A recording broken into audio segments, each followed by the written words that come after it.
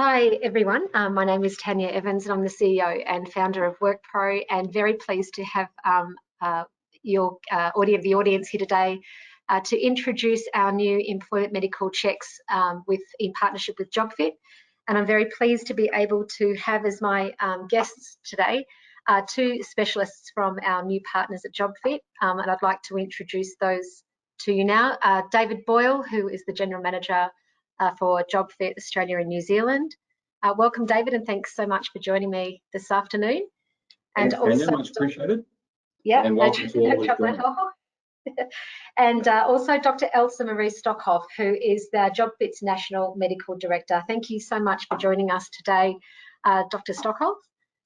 For a little bit of housekeeping before we get started, we've got about 30 to 45 minutes to talk. Actually, I'm going to ask a few questions to our friends at JobFit, but a little bit of housekeeping. If you do have any questions, please pop them in the chat. If we don't get time to answer those as part of the session today, please be assured that we'll answer those questions as soon as possible. This session is being recorded today, so we will also provide you with a copy of the webinar session, so for yourself, for future reference, and also to share with your colleagues, so you can expect that within the next 24 hours. So a little bit about what's going to happen in this session. There's the welcome with David and Dr. Elsa. But the things we're going to cover in today's session is employment medical checks and components, so a little bit about the definitions and what types of components are available through the partnership with JobFit, why companies adopt medical checks and what that means for their organisation in terms of risk and safety and safety management. Employment medical check trends. So in discussions with Dr. Stockhoff earlier, I was quite fascinated by a particular trend which we'll go into today, and I'm sure amongst others. The value of employment medical checks for your organisation and typical check bundles that are available, or great examples of checks that are being conducted for certain roles and in certain industries. So we'll spend about 30 minutes or so asking our guests a couple of questions. But again, if you have any questions that you would like answering, pop them in the chat and we'll come back to those if time allows today. So without further ado, I'm just going to swap screens and make sure that we have coverage and Sorry, I've got a technical expert next to me. Just let me swap over and get out of this and go to that and go to that and go to, we should be right. Yeah, great. Thank you, Ray. All right, firstly, a little introduction. David, firstly to you. Thank you so much for joining me today, and perhaps it's an opportunity for you to introduce yourself to our audience. Sure, thanks, Tanya. David Boyle, I'm the General Manager of our business development function across the JobFit Health Group. We operate medical clinics across Australia and New Zealand. I've been with the business for over 7 years now, and I've been in the industry for over 10 as well. So I've seen a lot in the industry. I've dealt with a lot of organisation and varying requirements, and certainly really excited about this partnership, Tanya. I think it's fantastic and offers a lot of benefit to our mutual clients and those looking to potentially work with us. Yeah, thank you. Yeah, absolutely. And welcome, of course, to Dr. Elsa Stockhoff, Marie Stockhoff. Thank you so much for joining us. Perhaps a little introduction from you as the National Medical Director. Yep. Thank you, everybody, and thanks for joining us, and thanks for inviting us to this workshop. I'm Dr. Stockhoff, National Medical Director and Occupational Physician, with JobFit for 13 years now, and quite a long time, I think 17 years in occupational medicine in total. So, and yes, I've been working with quite a lot of different industries and obviously providing different levels of advice, and also working as a junior doctor in my time with face-to-face with injured workers and doing the medicals myself. Right, well, a wealth of information and a wealth of knowledge from both of you today. So thanks again for joining us. So WorkPro released its much anticipated integrated employment checks back in September. You and I, David, had been in touch for a long time, and we had been in discussions with our client base over a long period of time, trying to understand what the challenges were and the types of checks that our audience was looking for, or our customers were looking for. And so from an evaluation point of view, from WorkPro's point of view, and from our customers' point of view, they were looking for a comprehensive breadth of checks availability. They were looking to have clinics available both in regional and metro and New Zealand as well. They were looking for workflow, and they were trying to understand what their turnaround times, because of course, with medical checks, quite often they're to do with pre-employment, so turnaround times is going to be critical for them. So I guess the aim of today's webinar is to provide our audience with a clear view of the availability of checks. So we're certainly going to give you an opportunity to talk about some of those areas that I know our customers are going to be interested in. But first off, I guess are some burning questions that we've received since implementing or deploying this partnership. And David, I'm going to go to you first. So we know that pre-employment medical assessments is a workforce risk tool used to screen or highlight factors that may limit or impact a person's ability to undertake their role. So can you tell us, David, a little bit about JobFit's employment medical components for the audience that they may consider adopting? So it kind of sets the scene for us today. Yeah, definitely. Thanks, Tanya. And it's a great question, and a really important one, I guess, for all companies and organisations that are operating today. It doesn't really matter if your organisation is currently undertaking pre-employment medical screening or looking to implement the pre-employment medical process. When JobFit undertakes a pre-employment medical assessment on an applicant or a candidate, we are in essence reviewing the medical suitability of an individual to perform the inherent requirements of a particular job role. Those inherent requirements will vary from role to role, and as such, JobFit has an extensive range of medical assessment components that we can combine to form what is a complete medical assessment on that individual. Those are specific to that job role, to the industry, or to some of those known risk factors within that environment that they will be working. At a base level, we commonly complete a range of core medical assessments, as we would refer to them, and these may include things like a comprehensive medical history review, so the individual's background and medical history. We complete the screening metrics such as their height, their weight, their BMI. We look for things like hernias and restrictions in their movement. But in addition to that, we have a wide range of other screening metrics such as a vision assessment. We do hearing or audio tests, lung function tests, which are known as a spirometry assessment, drug and alcohol testing, which is very common out there in the industry, but also some functional capacity and fitness assessments to see if those individuals can perform the duties of their role on a continuous basis throughout that employment. But there's also a much broader range of specific industry or role-specific medicals that we undertake as well. JobFit's been in operation for 25 years across Australia, and we've certainly seen it all. We have the capability and capacity to deliver on almost any of those medical requirements, depending on what industry that may be in. So we're certainly a provider of choice to many organisations because we can complete such a broad range of those assessments. Yeah.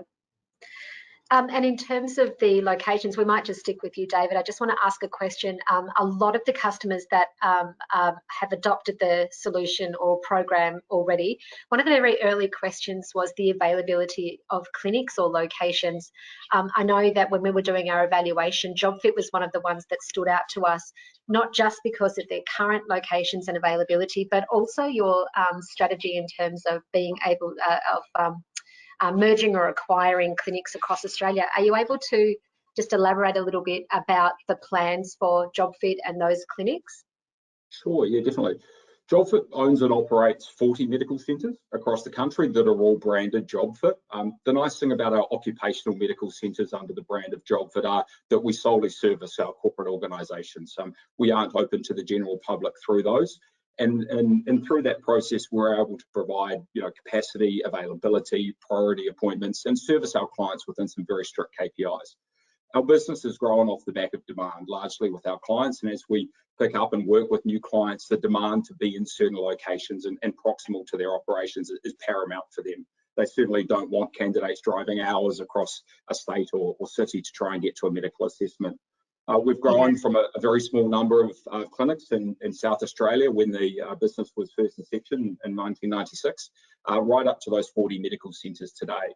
And we grow via two key mechanisms. One is that we look to open greenfield new clinic locations based on demand from our clients, and we have done that extensively across the country. But we also have a very aggressive acquisition strategy to look at those locations where we may be referring work to our associate or affiliate contracts around the country, and they will be independent medical centres. And once that hits a tipping point, we look to acquire and establish our own presence within that location. And that might be through the acquisition of an existing medical centre, or it might be a co-located model, or it might be that we go and set up our own location. And JobFit's very much on a growth strategy at the moment. And in the next 12 to 24 months, we can see in excess of 10 new medical centres coming into our group, which is really exciting. Provides such a good geographical spread across the country. We're currently operating in every state and territory around Australia. Yeah, and I know with your affiliate clinics, there's a really large proportion that is also regionally based, which is going to be really important to our customer base as well. So. Yeah, most definitely. We have over 400 affiliate or associate clinics within our network under contract at the moment, and we certainly centralise the coordination and management of all of those medicals if they are required in a regional location. And we also then QA and govern the assessment and sign-off process that's always undertaken by one of our JobFit doctors. Yeah. No, thank you for that. I know I popped that in as a trick question for you. So my next question, I'm going to stay with you again, David. Sorry, Elsa. I'll get to you in a moment. So why do companies conduct medical checks? WorkPro has been asked, or our customers have been demanding this for a number of years, and prior to, I guess, having discussions or even considering medical checks, I've never had a medical check, and I don't know anyone that actually has had to undertake a medical check as part of their employment. I know, though, that these kinds of checks are growing in demand. But what kind of roles why do companies conduct these medical checks, and what's the value of those medical checks to an organisation? Sure. Look, there's a broad range of reasons why an employer may decide to undertake a pre-employment medical screening process or assess a candidate coming in. Ultimately, all of the reasons which they may choose have an underlying tone, and that's about managing and reducing the risk. Commonly, we start a lot of our discussions with organisations that have an elevated injury rate or an escalating work cover claims process. However, more and more, we're seeing a lot of these organisations undertaking the pre-employment medical process as part of a legislative requirement. It's certainly not uncommon for WorkSafe to be out there actively targeting and auditing most of these organisations on their medical compliance, and they must operate within these parameters. These legislative or industry-specific requirements we see certainly cover the medical assessment process as well. So it's a key driver for organisations as to why they would adopt or start this medical process. Most high-risk industries have a minimum assessment requirement included within that legislative governance. This requirement includes things like what medical components must be assessed. Maybe that's at a pre-employment level, at a periodic level, or even when somebody's exiting the business. What risk factors or health conditions must be under management. And also commonly, it can detail who can complete that medical assessment, which health practitioner, and which doctors have the authority to then sign off those medicals. So some of those industries I'm alluding to, the rail industry and companies that work within the train network or build or maintain those railway lines. The transport sector, that includes everyone from commercial drivers through to those working on docks or distribution. The aviation industry, a broad range of mining companies and operations. The maritime industry, as well as a number of industries which work or expose their workers to chemicals or substances. So there really is a lot to consider, but we're always here to support our clients and providing recommendations and kind of alluding to where they may fall into that regulatory piece. And so for companies that don't fall under that regulatory piece, and a lot of our customers that I can see those attendees today who may not necessarily be under that regulatory requirement, why are you finding, or customers outside of that, why are they completing these medical checks, and have you seen changes in that trend over a period of time? Yeah, sure. There has been some changes, and they largely fall in line with the health and safety regulations out there and the ability for directors to be criminally and personally liable for the health and safety of their workforce. Commonly, they're trying to protect their core asset, which is their organisation, but more importantly, their people. Their people are the ones who are fundamentally important to the continuation of their business. And so they're trying to ensure that they're not only ticking that compliance box, they're minimising the risk, but they're also looking after their workforce. A healthy workforce is a productive one, and ensuring that they are looked after, that they're actually fit to do the job role when they start that position is really critical to making sure that the business is successful. Yeah, I'm in compliance. I absolutely concur.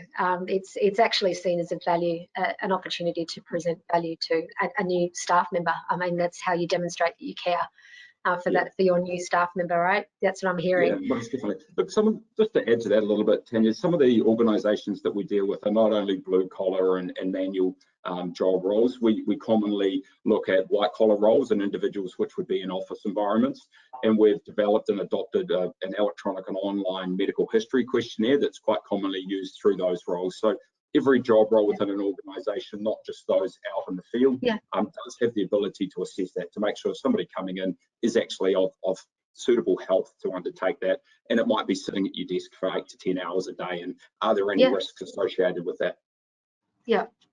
Yeah, and I know that the customers that have adopted the JobFit program are super interested in that. You know, as a base is that online medical questionnaire, and I'd imagine it under a hybrid arrangement. For example, you're working in the office and then you're working from home. You've probably got two very different working arrangements. So an online questionnaire would be so suitable to make sure that if they're not under your supervision on a day-to-day basis, that having that questionnaire available and completed is part of a broader risk program for some of these organisations, right?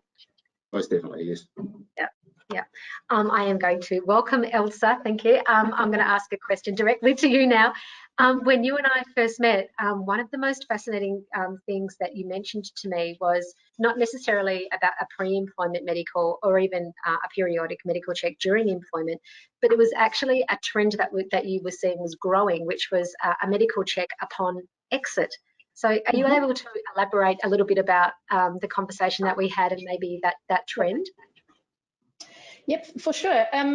This exit medical is exactly what it says. You know, once a person concludes with that employer, and it is usually either when they retire, where they move on to a different employer, whatever the reason might be, medicals can also be booked then.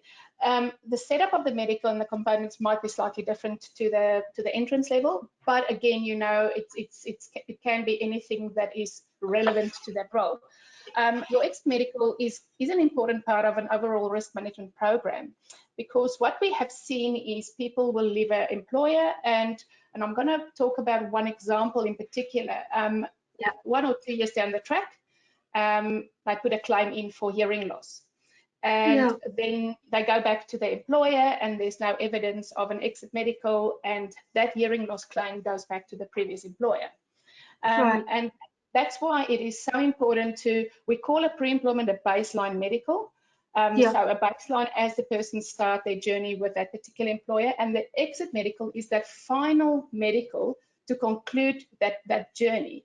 So when you have certain components in place, and examples might be the audiogram, the spirometry, you might want to do a quick musculoskeletal assessment, just a quick one, just to show that a person was actually fit and able once they left your industry, in case there's any future claims coming your way. Other benefits, you know, is obviously reduction of your work cover claims. If you look at somebody that's retiring and you offer an exit medical to them, you're actually supporting the aging workforce, because a lot of the people don't go to the doctor regularly. And now they suddenly have a medical and oops, we've picked up a hearing loss, or we've picked up high blood pressure. So they can actually go to their GP and look after themselves further on. You improve your corporate image.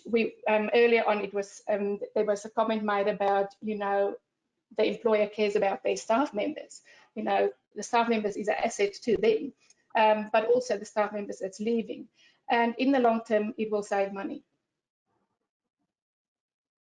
Yeah, that's right. You're talking about the individual, or you're talking about the organisation? the organisation, because of, you know, just the reduction, potential reduction of work cover claims. Of injuries, yeah.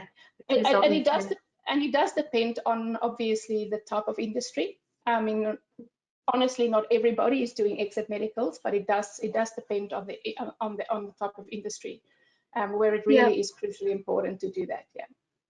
And have you seen a growing interest or a growing demand for exit medicals? Yes, we see that, and in particularly as of examples that I've mentioned, you know, we will see exit medicals in the mining sector, where there's exposure to chemicals and hazardous dust, etc., like that. We see a lot of medicals where we do the audiograms, because there's exposure to noise. You do the exit medical in a lot of your heavy manufacturing industries as well. So we certainly see an increase on that. Unfortunately, I mean, if we talk health surveillance, exit medicals are legislated in your Work Health and Safety Act, in the Safe Work Guidelines. So technically, anybody that's exposed, say for example, to lead, needs to have your baseline periodic as well as your exit, because, like I said at the start, it completes the picture for that staff member at that employer. Yeah, no, thank you for that. So now that we understand medical components, we've talked a little bit about trends, we've talked a little bit about the availability of particular checks in particular industries. I just want to turn our attention maybe to sharing some statistics or a particular case study where you've seen an organisation adopt medical checks as part of their risk program, and what that has meant on the reverse side in terms of their workers' compensation claims and premiums. Either of you to answer that? I'm not quite sure which one's best placed. I can jump in and kind of talk to that a little bit, Tanya. So we work extensively with a number of the country's largest employers, many of which are household names. They would undertake in excess of 10,000 pre-employment medicals themselves annually. So extremely high volumes mandated right across the country. But I guess with any one of our clients, it's always a bit of a journey, no matter if they're a major employer or a small to medium enterprise operating with 5 to 10 employees. We address the need or issue that arises for their organisation, and then through proactive front-end management through a medical assessment program, we work to do a number of key things which address those issues, but then also have some really beneficial outcomes. We address and minimise the risk for that organisation. We make sure those individuals coming in are fit for purpose and that are not likely to injure themselves, you know, within a day or two of working. We maintain the health and safety and well-being of their employees, and that's critical. Lots of organisations that put in a periodic medical program are providing that medical kind of intervention that a lot of people just aren't getting these days or aren't willing to take on themselves. So it does identify those high blood pressures and a number of things that Dr. Ilse was just talking about. We help reduce those insurance premiums. A reduction in injuries will help reduce that issue. And for a number of major employers, such as the casinos, we've got some great statistics in doing that, from card dealers to all sorts of different roles within their organisations. Ultimately, we allow their operations to function efficiently and retain their valuable assets, being their employees. That's the critical line to this. And for a lot of organisations, we take them on the journey. We've got, you know, numerous various specific industry examples of how we've achieved this. We're certainly happy to provide these to anyone on the call today if they have their industry that they're interested in talking about. We can come back with some case study examples of what we've done. For some of the major post organisations, we've worked with them to kind of adopt the status quo of what they're used to, but then also provide recommendations on how we can improve that medical process, how we can include secondary assessments, tailored functionals, drug testing to help further reduce that risk. And then obviously what we've seen as a back end to that is we've seen a major reduction in their injury rates. And for that, that's kind of the icing on the cake for us, is when we see that industry example or that case study example, and those clients are coming back to us showing this huge reduction in their injury claims process. Those are the key things. So a little bit of money up front will save a lot of money at a back end process. We could speak all day on this, I'm sure, Ilse and I, but really keen to offer this as a kind of a key point for anyone who's interested. You know, please do get in touch with us after this. Please do let us know. We'll provide some industry referees, some examples, and start to talk on case studies and numbers around just how good that could be for you. Yeah, and look, that is such a super generous offer. And I was going to mention at the end, but just to reiterate, David and Elsa have very generously offered their time to anyone who on the call, or in fact any WorkPro customer that would like to have a discussion around the types of roles, or the types of risk, or the types of candidates, the types of environment that that you're operating within, and what are the most suitable checks and balances, etc. And as David said, perhaps some benchmarking, industry benchmarking, even some case studies. So that offer is generously there's very much accepted and generously offered, and we'll thank you for that, guys. And a quick one. We have a lot of varied customers on the call today, you know, from technology companies to health companies to retail organisations. Elsa, can you perhaps give us just a little bit of an overview of the types of medical components that are going to be suitable for perhaps just highlighting a couple of industries? Yep. Absolutely. I think it's important, before I give it a couple of examples, just to go back to the aim of a medical check. You know, we, like David said, we work very closely with our clients to understand what is their risk appetite, what is the injuries that they've seen up until the point that they engage into a medical assessment process, as well as what exposures and hazards people are exposed to there. So your medical check should be a proactive process rather than a reactive process. The whole aim is really to find out if a person is fit to perform their role in a safe manner, and understanding what they can do and what they can't do, and are there any accommodations or modifications that the employer need to put in place. You know, all boils back down to the obligations of the employer under the Work Health and Safety Act. Coming back to the medical components, we approach, when we have discussions with a client, we approach the workers in the following. We look at the role, we look at the physical demands, whether it's safety critical, non-safety critical, and whether they're in exposures. Then we consider what statutory guidelines or rules there might be for that role, and then we look at the location, whether it's remote or non-remote, because all of these factors actually will determine how we bundle up the components of a medical. An example that I want to give is administration staff or in a contact center in a metropolitan area. Why we're looking at remote versus non-remote is really of that matter of, if a person has a, for example, insulin-dependent diabetic, and they can have a hypo, what is the danger and the risk and the money involved for that person to be evacuated from a remote site? So technically your remote site medical is a much more strict medical with more components than a medical that a person is just sitting in an office environment in a high tower in the middle of Melbourne, for example. So for an administration staff member, depending on the role, it might be a questionnaire. You might add on a basic medical with vision, because vision is important to do your work, and as well as audio, because if you're in a contact center environment or call center, for example, you need to be able to hear what's going on. That person going to, for example, a coal mine site will have suddenly a coal medical, whether it's a Queensland Coal Board medical or an Order 43, because they potentially might be exposed to dust that might contain coal dust or silica dust. So suddenly you add a lung function test to that medical, and you add the chest X-ray, and that's more regulated by the body, the coal services in New South Wales and Queensland Coal Board, Department of Mines there, and that's just to show the difference. So to be honest, there's not really a set model for a role. We like to talk to our clients and actually understand what they need, and then we will design. Going to a delivery dryer and a courier, you do a normal medical with audio vision, but you add the fitness to drive medical, because that's again suddenly a statutory medical that clumps up. And you can look at the functional components of that role and add a functional capacity evaluation if a delivery driver has to lift quite a number of parcels or packages on a day. So there's no out of the box. I know that people like, you know, oh, can you just give us some guide? And we've certainly had those questions asked to us since the deployment of this service. Is, can you give us some guidelines as to, I have these types of workers, can you give us some advice around the types of checks and balances that might be needed? So what I'm hearing is there is no standard, and the opportunity to have a conversation with you, that again relates to the candidate risk, the industry, where they're located, and the types of role that they're undertaking. So tick, tick, tick. Yeah. Just on that, we've had thousands of these conversations. Yeah.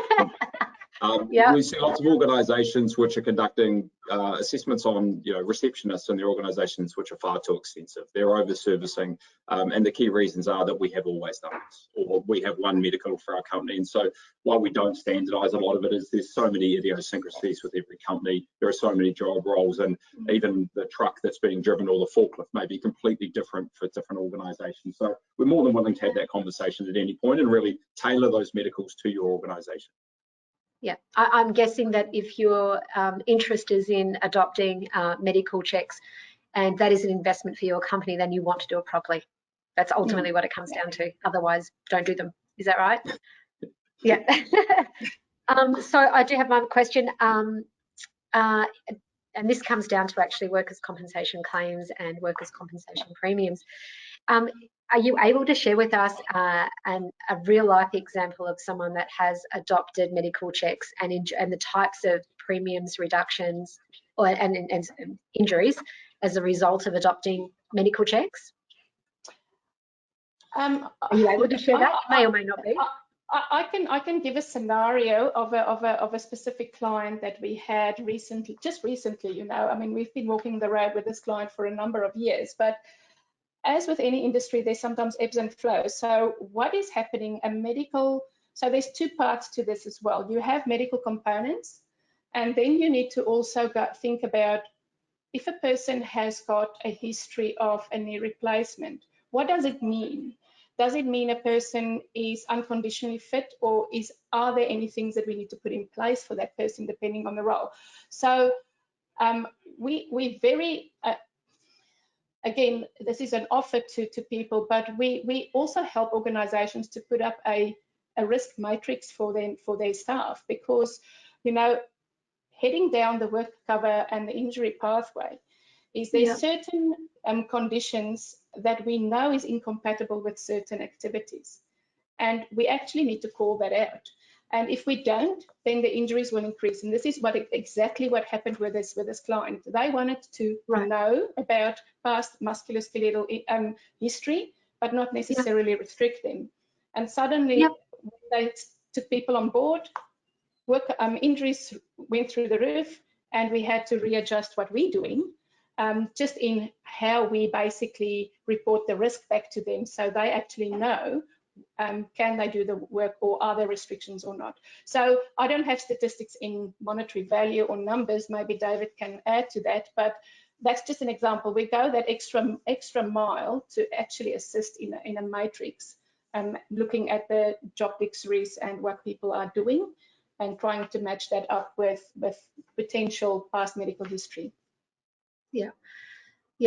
David, is there anything to add to Elsa's comments relating to that? I'd probably offer just a little bit of insight into our organisation and how we monitor this, because it's really important. It's not off a piece of paper, and we're not crunching numbers with a calculator. Our organisation, some 15 years ago, started the process of becoming digital, and part of the reason we're fully integrated with WorkPro is the capability to do that. All of our assessments are undertaken digitally, directly data entered that information into our system, and it allows for extreme analytics to occur at the back end. So we have well over 1 million medical assessments within our system across a broad range of different industries. We're able to analyse that data and produce reports back onto the health, the wellness, the fitness, the medical outcomes of those assessments against industry averages, and for sites or groups or geographical regions for clients as well. So we can really quickly identify for a certain client how many medicals they've done, what the average health and wellness is across a wide range of health metrics and data for a site, location, demographic, and produce that back to a company to say, we can see your key risk factors are here, here, and here. And then we can also put that and match that against the injury rate. So we can say the onboarding process of candidates with this high risk level is producing injuries in this area as well. We monitor both the injuries that we look after, as well as the pre-employments and the periodic degeneration in health. So there's a lot of analytics and data behind the scenes which drive this, and so we can give some really good industry examples, but we can also work with clients to say, we know exactly where your health risks and issues are in your business, and here's where you should be focusing some of that attention. Yeah, no, that is super useful. And again, it keeps coming back to, you know, the opportunity for us is to partner with a specialist like JobFit, allows our customers access to specialist information and advice as part of that. So again, anyone who is on the call today that, you know, wants to reach out to David and Elsa, you know, please get in contact with us, and we'll certainly pop you in touch directly.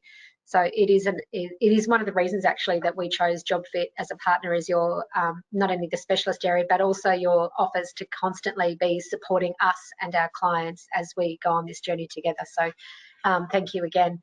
I think that kind of brings me, I guess, to a conclusion around our questions. I'm just going to just have a quick look and see whether there's any questions sitting in the chat box. One moment. Do you know where that is? Sorry, my trusty tech. There we go. Yeah, no, we don't, which is great. Sorry, it's not great, but honestly, if anyone has any questions, if anyone has any questions now or into the future, I guess next steps for us is if you've adopted WorkPro's medical check service in the audience and you have any very specific questions for David and Elsa, just direct them to us and we'll pop you in touch with them.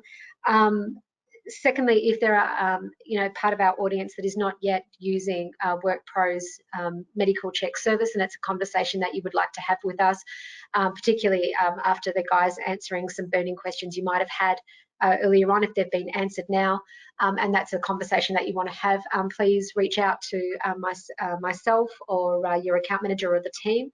They can have a conversation with you at a very high level, and then as David and Elsa have just mentioned, pop you in touch with our partners and make sure that from a risk, you know, from a matrix point of view, that you're getting the right coverage for your organisation to match that risk. Is there anything else that you wanted to mention, my technical friend? No. So thank you so much for joining us today. Thank you so much, Elsa and David. We really appreciate your time and the efforts that you've spent putting together the answers to those questions, and also for your availability. Thank you to the audience. I hope you found it valuable. We will, of course, as I mentioned at the top of the table, provide you with a copy of today's session to have on file, but also to share with your colleagues. And we look forward to seeing you next time. And thank you for joining us again. See you guys. Thank you very much. See you guys. Bye.